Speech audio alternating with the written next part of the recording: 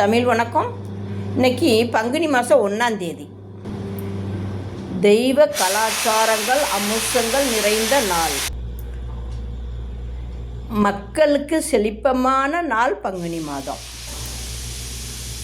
சீரும் சிறப்புமாக வாழக்கூடிய நாள் பங்குனி மாதம். கூடவே உலக மாற்றுத்திறனாளிகளின் தினமும் கூட.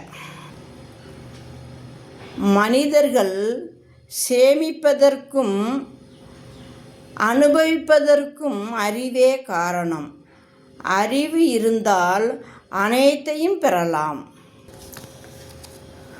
ஒரு மேடையை வெட்டினால்தான் பள்ளம் கிடைக்கும். பள்ளத்தை நிரப்புவதற்கு முன் எச்சரிக்கையாக இருக்க வேண்டும். எண்ணில் அடங்காத செல்வங்கள் இருந்தாலும் கூடவே சற்று மறக்க முடியாத துயரங்களும் இருக்கும். பெரும் செல்வம் படைத்தவர்க்கு மனம் நிறைவு சேர்ந்திருப்பதில்லை. ஒருவர் சிக்கனமாக இருக்கிறார் என்றால் அவர் அடுத்தவர்களை எதிர்பார்த்து வாழ மாட்டார். இவ்வுலகில் கொடுப்பதும் மறு உலகில் கிடைப்பதும் அவருடைய அதிர்ஷ்டம் என்று சொல்லலாம்.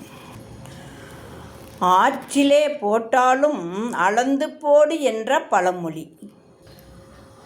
ஆற்றில் ஒரு காலும் சேற்றில் ஒரு காலும் வைத்தால் அவர் என்ற நாளும் வளர்ச்சி குறைவுதான். உண்மையாக உழைப்பவர் மலைகளைப் போல் உயர்ந்து வாழ்வார், உயர்ந்து நிமிர்ந்து நிற்பார்.